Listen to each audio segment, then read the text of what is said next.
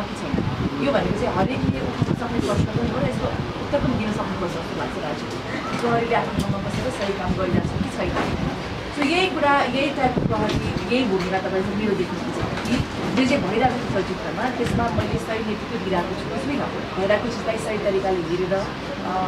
त्यसको नतिजा ल्याउन सकिरहेको छु कि छैन सो त्यति मात्रै हो जस्तो कि लाग्यो जुन एउटा प्रहरीले गर्नुपर्ने दायित्व छ त्यही नै प्रहरीको रोल मैले गरिरहेको तर त्यो भन्नेमा हामीले अहिले भइरहेको रेभोल्युसनलाई होइन यो फिल्ममा पनि त्यस्तै चाहेको छ त्यो वेमा चाहिँ जोड्न मिल्दैन जस्तो लाग्छ त्यो भएर चाहिँ हामी अलिक सेल्फिस हुन्छ जस्तो लाग्यो अहिलेको यो मुभमेन्टलाई हाम्रो फिल्मको लागि युज गर्न खोजेको छ देखिन्छ त्यो चाहिँ कुनै पनि एङ्गलमा चाहिँ त्यो चाहिँ मेल चाहिँ खाँदैन यहाँ प्रहरी भूमिका निभाइरहँदाखेरि प्रहरी चाहिँ कतिको टाइटको कुरो हुनु पर्दो रहेछ शासनको लागि चाहिँ टाइट भन्दा पनि प्रहरीको चाहिँ जतिखेर पनि आँखा नाक मुख सबै खुला हुनुपर्छ जस्तो लाग्छ क्या मलाई हरेक चिजलाई हरेक एङ्गलबाट हेर्न सक्नुपर्छ किनभने कुनै चिज सही हो या गलत हो भनेर एउटै मात्र चिजले प्रश्न हुँदैन हामीले विभिन्न ओपिनियन्सहरू पनि लिन सक्नुपर्छ विभिन्न एरियाजबाट दृष्टिकोणबाट हेर्न सक्नुपर्छ कहिलेकाहीँ हामी भन्छौँ नि चोरलाई पक्रिनुको लागि चोर जस्तै भएर सोच्नुपर्छ सो यो सबै चिज चाहिँ गर्न सक्ने म आफ्नो पावरलाई मिसयुज गर्दिनँ भन्ने एउटा फर्स्ट कन्टिन्युटी हुनुपर्छ र जे सही हो त्यसलाई म सही करार गर्छु जे गलत हो त्यसलाई म गलत करार गर्छु त्यो एउटा नियम चाहिँ हुनुपर्छ सोच्दा जस्तै यहाँले युवा नेताको भूमिका निर्वाह गर्नुभएको छ र अहिलेका पुस्ताहरूले नेतृत्वमा आउनुपर्छ भन्ने मागहरू बढिरहेछ त्यो युवा पुस्ताको नेतृत्व सिनेमामा गर्दाखेरि कस्तो हुँदो रहेछ त्यो जोस आगर कस्तो हुँदो रहेछ त्यो साँच्चै अहिले पुस्ताले गर्न सक्छन् कि यो के रहेछ यहाँले भनेको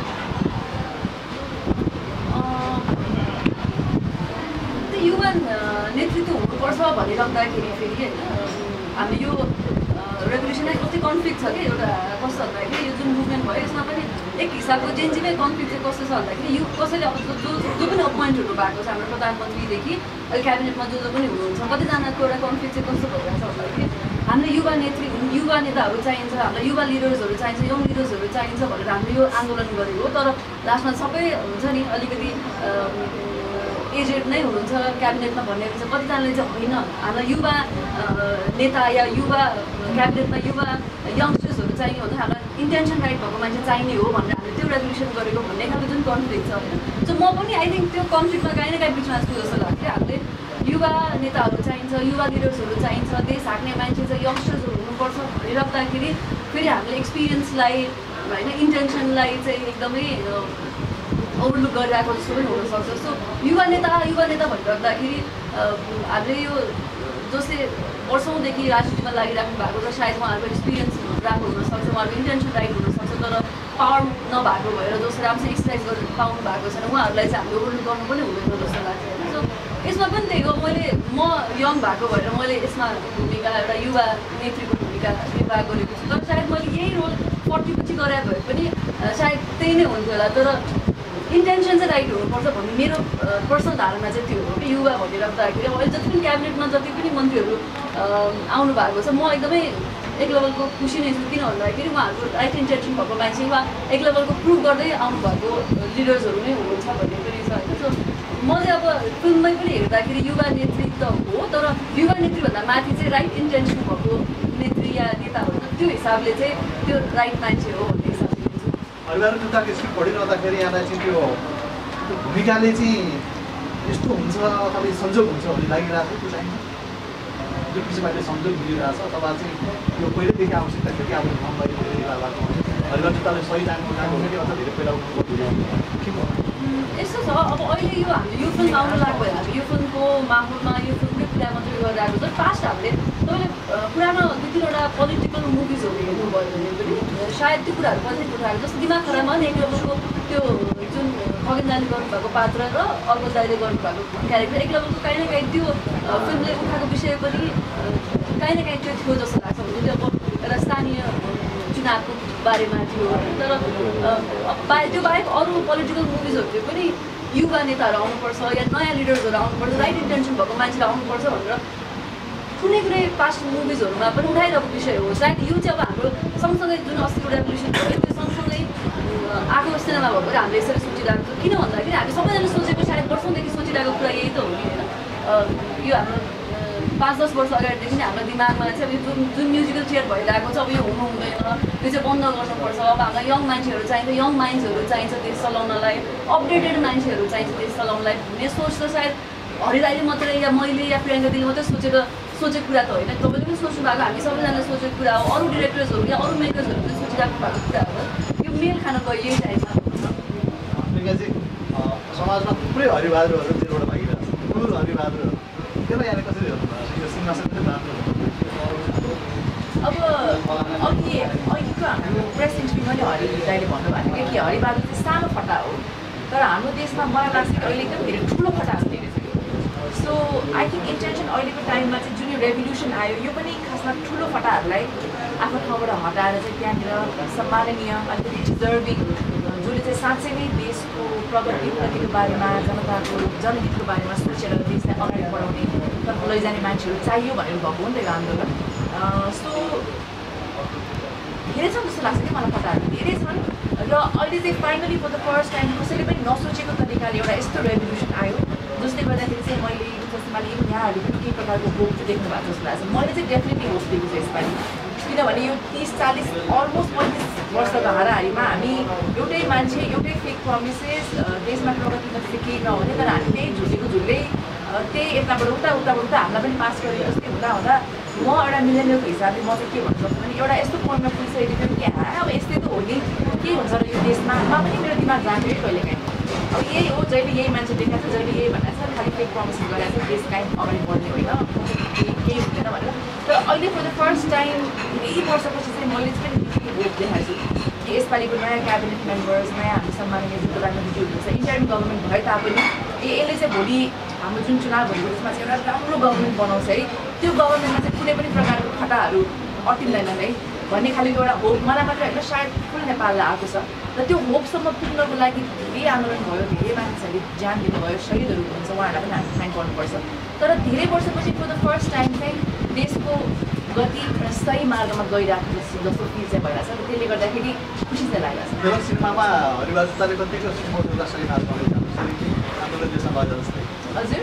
नेपाली सिनेमा उद्योगमा हरिबहादुरले कतिको सही मार्गमा लैजाला चाहिँ समाजलाई यहाँको पोइन्ट अफ भ्यूबाट। सो डेफिनेटली हरिबहादुर हामी सबैजनाले देखिरहेको पात्र हो, म सानोदेखि नै हेरिरहेको। अहिले पनि कहिलेकाहीँ एकदम मुड अफ भयो या जस्तो अप्ठ्यारो फिल भयो भने म अहिले पनि हरिबहादुर मदनबहादुर हेर्छु अनि एउटा एपिसोड या के हेरेपछि नै त्यो इन्स्टेन्टली रिफ्रेस हुन्छ कि म जस्तै कतिजनाको यस्तो मेमोरी होला कि हरिबहादुर मदनबहादुरको डायलगहरू कन्ठ हुने, उहाँले बोल्ने तरिका कन्ठ हुने, जति कतिजनाले अहिले पनि स्कुलमा इभेन्टहरू गर्दाखेरि त्यो पात्र मनेर खेल्नुहुन्छ होला। सो त्यो पात्र डेफिनेटली ठुलो पर्दामा हेर्न पाउँदा चाहिँ यो एक्सपिरियन्सै हो। म आफू पनि एक्साइटेड छु, म यो फिल्ममा नभएको भए पनि सायद म फर्स्ट टाइमै हेर्न जान्छु होला, किनभने हरिबहादुर मदनबहादुर सँगै हुर्केको हो। हामी मिलानिल हाम्रो एजको जेनेरेसनले यो भन्न सक्छ, तर त्यो भन्दा भन्दै पनि म आफै यो पार्ट हुँदाखेरि मैले जुन देखेँ, जुन लेखनमा ध्यान दिनुभएको छ हरिवंश दाइले, जुन मेकिङमा ध्यान दिनुभएको दिपक दाइले र जुन हामीलाई विभिन्न पात्रहरू दिएको छ, जति पनि तपाईँले सिरियलमा देख्नुभएको भन्दा अलिकति फरक चिज पाउनुहुन्छ। अघि पनि हाम्रा केही साथीहरूले उठान गर्नुभएको थियो कि अलिकति हरिबहादुर अलिक सुध्रेको जस्तो पनि, उसलाई समाजले गरेको चिजहरूले अलिकति चेन्ज भएको जस्तो पनि देख्नुहुन्छ। सो त्यो डिफ्रेन्ट मरमसालाहरू पनि छ यो मुभीमा होइन, तर त्यो भन्दैमा अब फटा नै भन्ने भन्न मिल्दैन, फटा त फटाइ हो, तर डिफ्रेन्ट एलिमेन्ट्सहरूसँग खेलेर दर्शकलाई भरपुर मनोरञ्जन चाहिँ पाउनुहुन्छ। सो जसले यो फिल्म हेर्न खोज्नुहुन्छ फुलपातीको दिनमा उहाँले गएर चाहिँ बोर भयो म यो फिल्म किन हेर्छु भन्ने चाहिँ सायद भन्नु हुँदैन जस्तो लागिरहेको छ मलाई। अब यो भन्दै जाँदाखेरि एक्टिङ यस्तो छ, एक्टिङले यस्तो गर्छ, यो खतरा छ, यो दामी छ, त्यो चाहिँ म भन्दिनँ। तर हरिबहादुर मन पराउनुहुन्छ भने अधिकांशले मन पराउनुहुन्छ। हरिबहादुरको एउटा नयाँ रूप, उसको नयाँ स्टोरी, उसको नयाँ दुःख सुख, साथमा नयाँ अरू पात्रहरू अलिअलि स्टोरीलाई साथ दिँदै अगाडि जानु भएको छ। सो त्यो हेर्दा मजा चाहिँ आउँछ, हरिबहादुर इतिहासमा धेरै हरिबहादुर मदनबहादुर धेरैले चाहिँ परिवारमा जोड्ने काम गर्छ। त्यो परिवार सिरियलमा परिवारसँग बसिरहेका तपाईँसँग कस्तो संस्कृति बसेको छ र अहिले यो सिनेमाले परिवारलाई जोड्ने काम कसरी गर्छ? यहाँले भनिहाल्नु पऱ्यो, हामी चाहिँ कुन एराको भन्दाखेरि जुन बेला नेपाली सिरियलहरू एकदमै हाइपमा हुन्थ्यो कि त्यसले सबै अरू कुराहरू उब्जाएर नेपाली मुभिजलाई पनि आइदियो। त्यो टाइममा एकदमै मुभिजहरू अडियन्सहरू खासै हुन्छ नि त्यो कनेक्सन फिल नगरिरहेको टाइममा भएर पनि होला सायद। जस्तो कितो सधैँ हरिबहादुर मदनबहादुर जिरे खुर्सानी मेरी भाषा आउने टाइममा चाहिँ त्यसले एकदमै त्यो नेपाली भनौँ न फ्यामिलीहरूलाई परिवारहरूलाई कनेक्ट गर्थ्यो कि जस्तै 8:30 बजे न्युज सकिसकेपछि सबैजना खाना खाएर खाना खाने बेलामा चाहिँ टेलिभिजन हेरेर त्यो सिरियल हेर्नुपर्छ। अब अहिले त लगभग तपाईँले भन्नुहुन्छ भने सबैको आफ्नो लाइफस्टाइल हुन्छ, छोराछोरी एउटा टाइममा घर आउने हुन्छ होइन। हामी इनफ्याक्ट हाम्रै घरमा पनि सबैजना खाना खाने टाइम एउटै हुँदैन होइन भनेको त्यो टाइममा त्यसरी जोड्थ्यो क्या मेरै आफ्नै तपाईँले सोध्नुहुन्छ मेमोरिज भन्नु पनि मेरो पनि हामी 8:30 बजेपछि खाना खाइसकेपछि चाहिँ बिहिबार कि त सत्य हेर्ने सोमबार चिने खुर्सानी हेर्ने भनेर त्यसरी हेर्थ्यो अनि हरिबहादुर मदन बहादुर भनेको चाहिँ आई थिङ्क एउटा यस्तो सिरियल हो त्यसले चाहिँ परिवारलाई जोड्नु त आफ्नो ठाउँमा छ but at the same time त्यो सोसाइटीको घटनाहरूलाई हुन्छ नि यस्तो मजाले रमाइलो गर्दा गर्दै एउटा सानो मेसेज दिने एभ्री एपिसोडमा चाहिँ एउटा मेसेज दिएर त्यो सकिने हुन्थ्यो अनि त्यो आफ्नो ठाउँमा भयो होइन तर मेरो चाहिँ हरिदाईसँग एउटा कनेक्सन कस्तो पनि छ भन्दाखेरि मलाई अहिले मैले फर्केर हेर्दाखेरि कस्तो लाग्छ भन्दा के सोचेर एक्टिङ गर्न मन लागेको थियो त मलाई कुनै टाइम एउटा त ग्रोइङ अप के कुरा इन्ट्रिक गराएको थियो त भन्ने कुरामा चाहिँ मलाई हरिदाईको कामले मलाई एकदमै इन्ट्रिक गराएको रहेछ कि जस्तै हरिबहादुर मदन बहादुर चाहिँ एउटा एकदमै मासमा गएको सिरियल भयो अझ भनौँ तपाईँको अनियर हुन्थ्यो त्यो चाहिँ जस्तै अरू सिरियलहरू चाहिँ जस्तो दसैँको दाइको कुनै सिरियल छ भने दसैँमा मात्रै आउँथ्यो होइन एउटा एपिसोडको मात्रै भयो 1.5 घन्टाको 1 घन्टाको मात्रै हुन्थ्यो भने त्यो चाहिँ लगभग एकदमै लामो एपिसोडै बनेर गयो एउटा लामो सिरिजै भयो त्यो हिसाबले पनि झन् त्योसँग कनेक्सन हुने भयो तर हरिदाईले एभ्री सिरिजमा एभ्री सिनेमामा भनौँ न एभ्री सिरिजमा डिफ्रेन्ट सिरिजमा डिफ्रेन्ट क्यारेक्टर्सहरू पोर्ट्रे गर्नुहुन्थ्यो नि त्यो मलाई एकदमै इन्ट्रिक गराएर रहेछ कि मलाई फर्केर हेर्दाखेरि म स्कुलमा चाहिँ एकदम धेरै मिमिक्री गर्थेँ अनि नभन्नु है मलाई गर्नु अनि त्यो स्कुलमा जहिले हरिदाईको क्यारेक्टर्सहरू या अरू एक्टर्सहरू जसले गर्नु उहाँको मिमिक्री गर्थेँ कि स्कुलमा अनि हाम्रो एसेम्ब्ली हुने टाइममा चाहिँ यसरी एकछिन एसेम्ब्ली हुनु अगाडि सबजना भेला हुने बेलामा चाहिँ यति ठुलो गोलो बनाएर साथीहरूलाई बिचमा राख्थेँ अनि मैले क्यारिकेचर गर्थेँ एकदम मिमिक्री गर्थेँ हरिदाईको मिमिक्री गर्ने अरू मिमिक्री गर्ने नि साथीहरू त्यो कुरा चाहिँ मलाई मोटिभेट गर्थ्यो नि त होइन गर भन्ने फेरि नेक्स्ट डे फेरि गर भन्ने एकछिन फ्री भयो कि गर्न लगाउने भनेको त्यो कुराले एकदमै इन्ट्रिक गराएर रहेछ किन अहिले सायद मेरो चोइस अफ वर्ड्सहरू पनि कहिलेकाहीँ त्यहाँबाट हुन्छ नि अब भनेको अहिले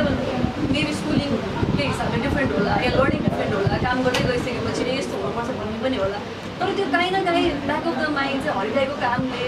या भनौँ न त्यो टाइमको अरू एक्टर्सहरूको जस्तै त्यो खालको कामहरू त्यो क्यारेक्टर्सहरूले एकदमै इन्ट्रिक गरायो भने मलाई त्यो फेसिनेट गराएर चाहिँ क्या एक्टिङ गर्नको लागि भन्ने कुरा चाहिँ मलाई फिल हुन्छ त्यही भएर पनि हरिदाईसँग काम गर्न पाउँदाखेरि चाहिँ एकदमै त्यो टाइममा त्यसरी मैले हेरेको मान्छे लुकअप गरेको मान्छेहरूसँग काम गर्न पाएँ उहाँको राइटिङमा एउटा क्यारेक्टर भएर काम गर्न पाएँ भन्दा चाहिँ एकदमै खुसी लाग्छ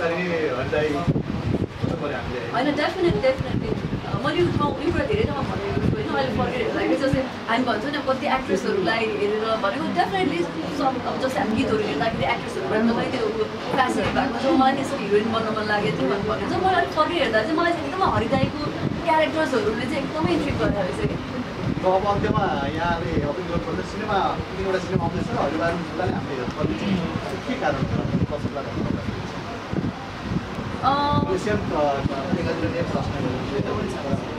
फर्स्ट अफ अल त एउटा दसैँको माहौल भन्ने बित्तिकै जहिले पनि हाम्रो 1 वर्षमा आउने मान्छेहरूमा चाहिँ मान्छेहरू जति एक्साइटमेन्ट हुन्छ मान्छेहरूमा नेपाली सिनेमा भनेर जस्तै त्यो सँगसँगै हिन्दी सिनेमाहरू पनि रिलिज हुँदैछ जस्तो लाग्छ मलाई यो दसैँको बेलामा होइन भन्दा फ्यु डेजपछि सो त्यसको लागि भन्दा पनि मैले नेपाली अलिक अडियन्सहरूमा चाहिँ नेपाली फिल्मकै लागि अलिक एक्साइटेड भएको देखेँ होइन सबै फिल्म हेर्नुपर्छ या नेपाली फिल्मै हेर्ने हो भन्ने अब उहाँहरूको आफ्नो चोइसेस होला तर म्याक्सिमम् अडियन्सहरूले अझ 3टा फिल्म रिलिज भएर छन् 3टा फिल्मै हेरौँ न भन्ने खालको मान्छेहरूको त्यो एन्टिसिपेसन पनि हुँदो रहेछ सो एउटा त अब दसैँ छ हाम्रो मान्छेहरूकै बेलामा रमाइलो गरौँ न हाम्रै समाजमा घटिरहेको घटना नै सिनेमामा छ भनिसकेपछि भन्ने कुरा हुन्छ अब अघि चाहिँ ट्रेलरमा एउटा जुन खालको मेरो क्यारेक्टरको एउटा सर्ट या भनौँ न जे खालको जसरी प्रस्तुत गरेको त्यो पार्ट मैले फेसबुकहरू राख्दाखेरि पनि अडियन्सहरू अहिलेको यो त अहिलेको रेभोल्युसनको बारेमा हो कि क्या हो भनिराख्नु भएको थियो होइन अहिले तर हामीले कुरा प्रस्ताइसकेका छौँ कम्प्लिटली हामीले त्यसलाई त्यसरी जोड्न पनि चाहँदैनौँ तर सायद काहीँ न काहीँ त्यो रिलेटेबल हुन्छ होला अहिलेको जे भइरहेको छ त्यो रिलेटेबल भएको भएर पनि सायद मान्छेले त्यो इन्जोय गर्न सक्नुहुन्छ होला अझ धेरै अर्को भनेको अब हरिदाईको जुन खालको